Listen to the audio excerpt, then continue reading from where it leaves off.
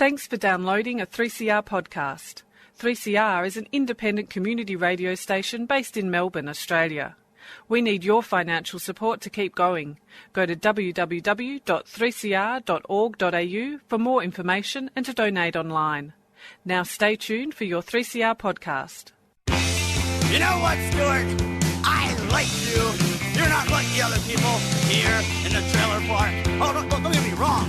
They're fine people. They're good Americans. But they're content to sit back, maybe watch a little Mork and Mindy on Channel 57, maybe kick back a cool Coors 16-ouncer. They're good, fine people, Stuart, but they don't know what the queers are doing to the soil. You know that Johnny Worster kid delivers papers in the neighborhood? He's a fine kid. Some of the neighbors say he smokes crack, but I don't believe it. Anyway, for his 10th birthday, all he wanted was a burro owl. Kept bugging his old man, "Dad, get me a burro owl. I'll never ask for anything else as long as I live." So the guy breaks down and buys him a burro owl. Anyway, 10:30 the other night, I go out in my yard, and there's the Worster kid looking up in the tree. I say, "What are you looking for?" So I'm looking for my burro owl. I say, "Jumping Jesus on a pogo stick." Everybody knows the burro owl lives in a hole in the ground. Why the hell do you think they call a burro owl anyway? Now, Stuart, do you think a kid like that is going to know what the queers are doing to the soil? I first became aware of all this about 10 years ago. The summer my oldest boy, Bill Jr., died. You know that carnival comes through town every year? Well, this year they came through with a ride called the Mixer. The man said, "Keep your head and arms inside the mixer at all times." But Bill Jr., he was a daredevil, just like his old man. He was leaning out saying, "Hey everybody, look at me, look at me." Now, he was decapitated. They found his head over by the snow cone concession. A few days after that, I opened up the mail, and there's a pamphlet in there from Pueblo, Colorado, and it's addressed to Bill Jr., and it's entitled, "Do You Know What the Queers Are Doing to Our Soil?" Now, Stuart, if you look at the soil around any large U.S. city with a big underground homosexual population, Des Moines, Iowa, perfect example. Look at the soil around Des Moines, Stuart. You can't build on it. You can't grow anything in it. The government says it's due to poor farming. But I know what's really going on, Stuart. I know it's the queers. They're in it with the aliens. They're building landing strips for gay Martians. I swear to God. You know what, Stuart? I like you. You're not like the other people here in the trailer park.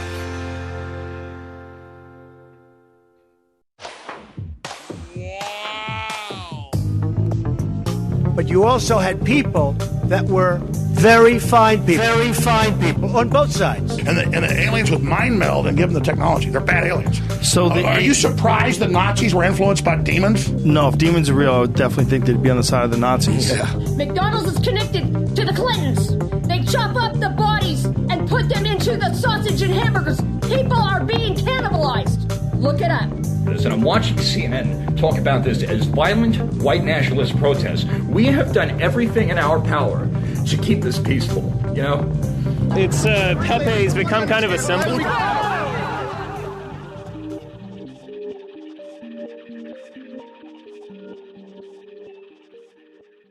Welcome to Yeah Nah Pasaran, a show about fascism and its gravediggers. I'm Cam Smith. I'm Andy Fleming. And we're joined this week by our regular correspondent from the failing empire of the United States, now with added on fire. Thanks for joining us, Jason Wilson. Thanks for having me, as always. Great to chat. How's everything going with the wildfires? I mean, well, you know, things have actually improved. There's not as much smoke in the air as there was for most of last week. Just, it's starting to look, at least in the Portland metro area, like something like a normal Oregon autumn. Of course, the fires are still burning on the west slope of the Cascade Mountains, sort of southeast of Portland. But a lot of areas around there also have now had their evacuation orders lifted. So we've turned the corner. But I think that, you know, some of the things that happened during the emergency period are troubling and are going to be, we're going to need to think about them for a while. And they may even be a little bit of a not so nice preview of what might happen in November around the election time, I guess. So yeah, you've got these wildfires, and at the same time, you've also got an especially unhelpful disinformation campaign going on. To me, looking at the campaign going on around these fires, it reminded me of what happened in Australia back in January with the News Corp campaign of, the arson emergency. Can you explain what's happening? And is this like a bit of a reverse conspiracy culture cringe for Australia where we've actually exported something? Yeah, I think it might be. Well, no, you know what I really think? I think this is a kind of global issue now, and that, in fact, the main incubator for it, in this case, was Facebook, and I know Facebook's been a factor there as well. And I just think it's the same conspiracy culture, that you've looked at aspects of in your other podcast, Cam. It's just had 9 months more to develop, and there's the specific conditions here of a pretty appalling response to COVID-19, lockdowns and all that kind of jazz. The economic impacts associated with that, plus the lead up to an extremely contentious election. But yeah, I think a lot of it, though, just has to do with the fact that it's the same kind of culture. It's the same stuff. It's the same claims. It's the same kinds of disinformation, about leftist activists basically committing arson that you saw in Australia. But it's just, this whole thing has had 9 months more to incubate. I don't know if it's so much a case of Australia exporting something as it is of a kind of global problem manifesting in broadly similar ways with differing levels of severity in different places at different times. I think it's just, this kind of thing is just going to crop up wherever there is some kind of natural disaster now. And we're in for a few, given the reality of climate change and, the heating of the planet. Wildfires and sort of tropical weather events in particular, you are expected to become more common. So I'm hoping against my feeling or my judgment that this is probably just something that's going to happen, everywhere in future. I was also sort of reminded of the fires in the Amazon in Brazil, where Bolsonaro and his cohort were suggesting that it was environmentalists that had lit those. That was a little while back. That seems like a precursor to all of this for me. No, I think that's right. I mean, it's quite a neat trick to blame environmentalists, right? Because, the reality is that wildfire seasons are getting longer and more, and the fires themselves are getting more intense because things are heating up and drying out, in hotter summers. So blaming environmentalists for that, the kinds of people who have been arguing that we need to address climate change is quite a neat trick. Whether or not it's believed or how many people it's believed by, I've found myself having to report on this and publish a bunch of stories because it's a serious situation and a matter of public interest that, people have been charging around the hills southeast of Portland in pursuit of non-existent anti-fire arsonists. I would stand by the decision to report on that stuff, but the point is that it takes up some space that could be taken up with us discussing what the actual real causes of this are and what the implications of this are and what the future looks like. Even if it's not believed by most people, and it is believed by too many people, it's something that just pollutes the information environment and means that we have less space and less prominence for the very real issues and implications of these events. Jason, you've made reference to the role that Facebook has played in the circulation of these lies and propaganda, but I also noticed that a podcaster by the name of Joe Rogan announced recently that responsibility for the fires was, at least in part, that of leftist or anti-fascist activists. What do you make of the fact that these sorts of things are now being repeated, even if Joe Rogan apparently apologised for that claim?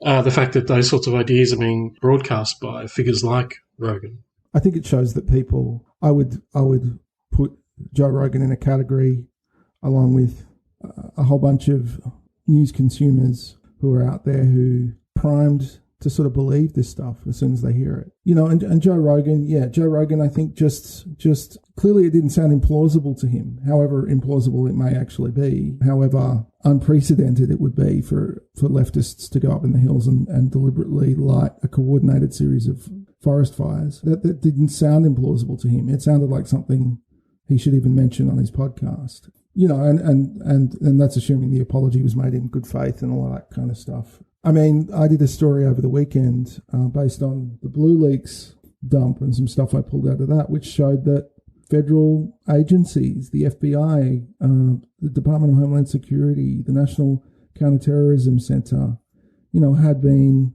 circulating as intelligence through fusion centres to law enforcement officers all around the country. Completely baseless, really. Very poorly evidenced analyses suggesting that anarchist extremists, as they call them, or criminal environmentalists were somehow involved in sabotaging 5G towers. And the evidence for that was really just a couple of social media posts, or one Facebook post and one blog post that I could find. And, that just snowballed through the documents produced by other agencies in this vast police intelligence apparatus that the United States has. And for too long, it was being repeated as a kind of settled fact. Did that condition the response of local cops to this situation? I mean, certainly a Clackamas County Sheriff's deputy was suspended after being caught on tape repeating these kinds of conspiracy theories. A captain in that sheriff's office told the Clackamas County Commission a similar kind of conspiracy theory.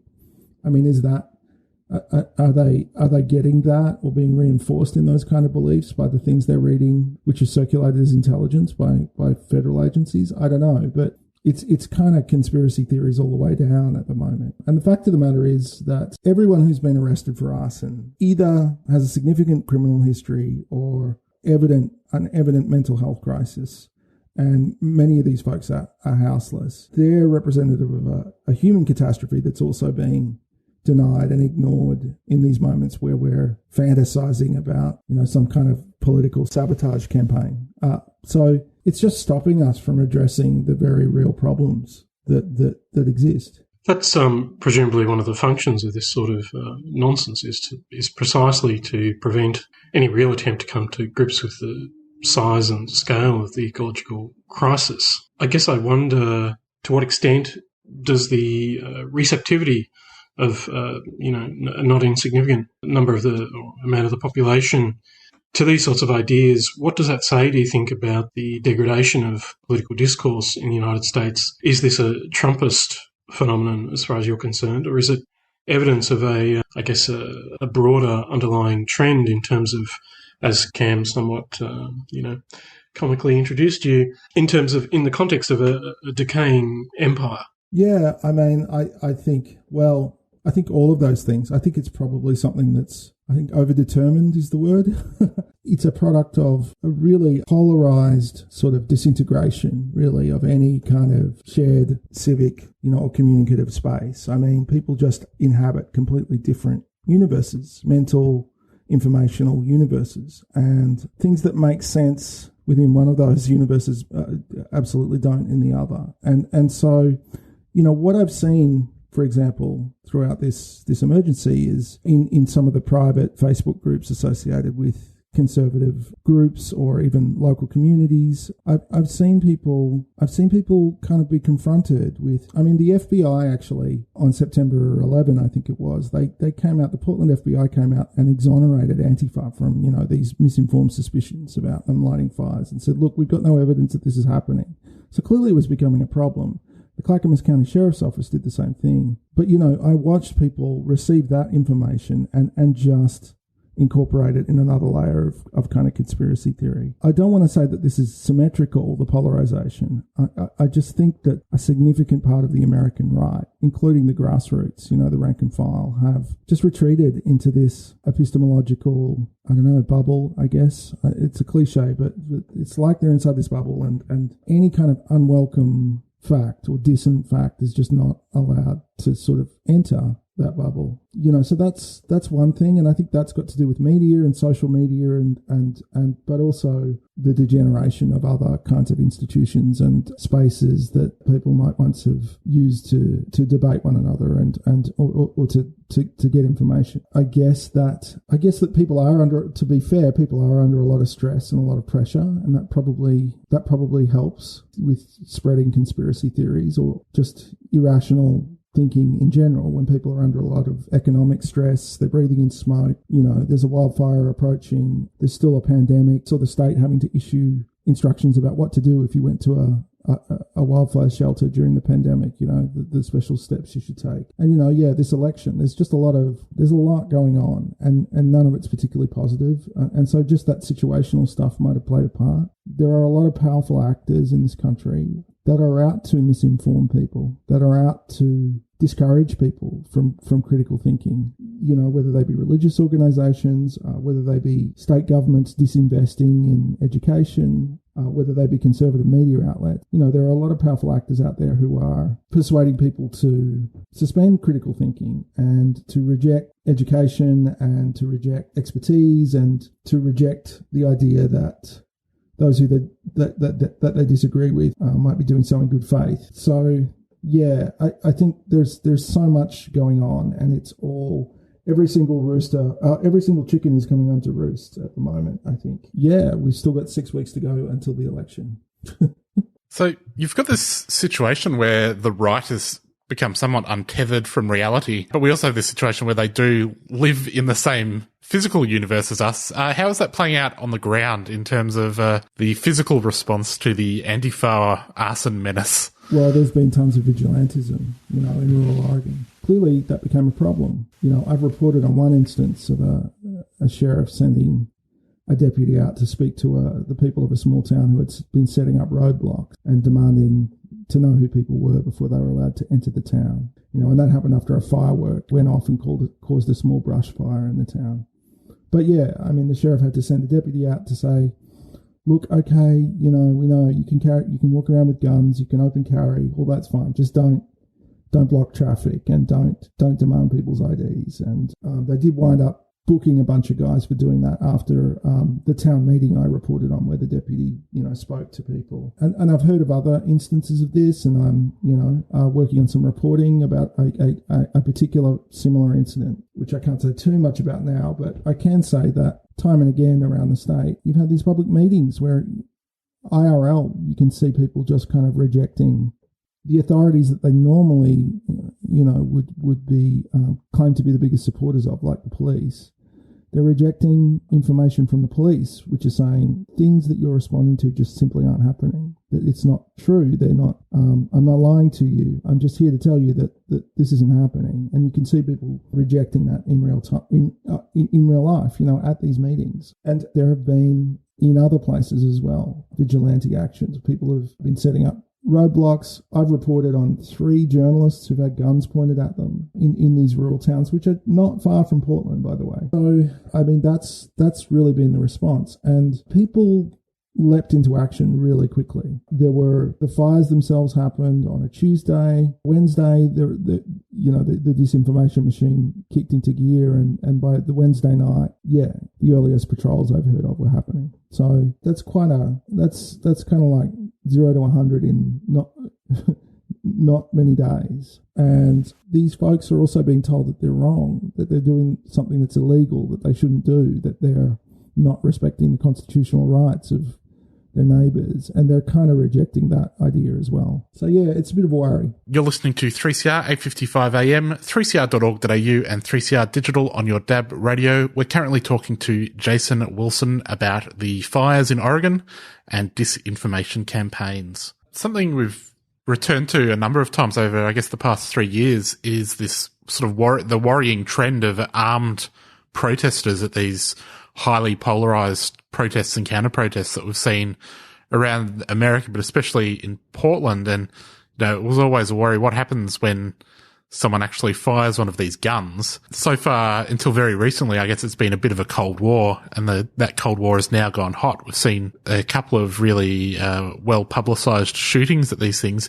Do you think that switch is going to play a role here? How do you see this playing out? It's happening at the worst possible time. Bringing pellet guns to protests, that's happened a couple of times now in Portland. So, you know, you'll have right-wing demonstrators bringing in airsoft guns, which, you know, usually fire these pellets full of paint, and they're not automatically lethal weapons, but they can take out an eye, and they certainly hurt people when they get hit by them. And they're using more gas. A demonstration in Portland on the 22nd, a Proud Boy actually, using one of those folding batons, broke a journalist's hand. And then you have the Rittenhouse kind of thing. And then the actual, alleged, I guess it's never come to trial, but alleged homicide, I guess we would still say, in Portland. Yeah, that's all escalated very quickly as well. And it sort of comes at the tail end of months of violent confrontations between police, and with most of the violence coming from the police, between police and demonstrators in downtown Portland. So, yeah, I guess it's fair to say there's layers in Portland at the moment. There's the pandemic. There's, months of extremely contentious protests giving way into, sort of politically polarised street fights with, escalated levels of violence, escalated preparedness for violence. And this wildfire, a kind of a witch craze almost amid a wildfire. It was already looking pretty tense, and then a Supreme Court judge went and died. So it's lively. It's very lively. I'm hoping that something happens that just leads everyone to turn it down a few notches, but I can't imagine what that would be. Trump has declared war on anti-fascism, and joining the list of public enemies recently was critical race theorists, and he's also declared that patriotism needs to be reintroduced into the national curriculum. Do you think these tactics and this strategy is assisting Trump return to the White House? It's hard to say. I don't personally, I don't think Trump's added a vote since 2016 when he lost the popular vote. I think he's extremely polarizing, but I think mostly, he's driven away or lost more voters than he's gained. But those who remain, many of them are fanatically loyal, and that's who he's speaking to with this stuff. Now, at one level, obviously, he's trying to mobilise as much of his base as he can, and that's all that this election will be. Apparently there still are undecided voters, people who claim they're undecided voters out there. Personally, I don't know that many people have not made a decision about Donald Trump, and that's what the Democrats are making this election about, and Trump's effectively assisting them with that. So it's going to be a battle of the bases, and at one level he's just trying to mobilise his base to maximise his vote, and he's not seeking, I don't think, to win anyone over, and that's probably not going to be possible. But he's also scripting violence for that base. The question at the moment, and I cannot see inside his mind, the question at the moment that you would have to ask, any kind of reasonable observer, I think, would have to ask is, well, is he trying to mobilise his base for the election, or has he decided that he can't actually win a fair election? So he's just going to create some kind of mayhem, almost as a Hail Mary, and knowing that if there's mayhem and a chaotic environment, he often profits from that. So telling people to go out and watch polling stations, he's telling people that if he loses, the election will have been stolen. And this odd sort of projection I've even heard from the Trump people, which is that if Biden loses, he won't concede. So preparing people, I suppose, for the idea that if Biden wins, he's actually lost and not conceding. If Biden refuses to concede, it just means he's lost. That kind of logic. So that's not good.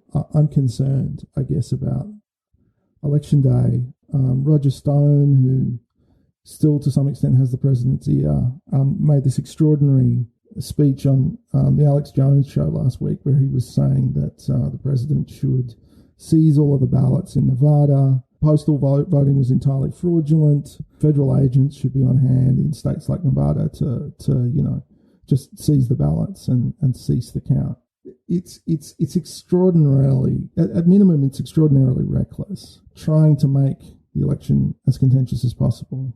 But you've got to wonder whether this is emerging as the main strategy. We're probably going to lose in a numerical sense, but if we cause some chaos, we may be able to kind of extract the situation from the fire. I don't know. What does it look like from there? I mean, what do you guys see? What do you think you and other Australians see at the moment here? It's weird. Before your report about Blue Leaks came out, it seemed to me like there was almost a possibility that someone had just heard someone talking about BLM over the radio and got them confused. Which we've talked about that sort of ironic naming before, the Bureau of Land Management, when we talked about the Malheur fires, which were actual right-wing arsonists. But it doesn't seem like it's just a misunderstanding. No, look, I think, people are frightened, and they're being frightened. And this is what happens, unfortunately, in a country where not only people often resort to violence, but where the means of violence are so much more powerful and available to ordinary people. Yeah, it's a concern, and I'm also concerned that authorities aren't pushing back hard enough against it. And yeah, so that's my concern, right? When I think about the kinds of disinformation that might happen around the election, that's my concern. Well, we always leave on such a depressing note. Is there anything optimistic that you see? I mean, like I said, the smoke's gone.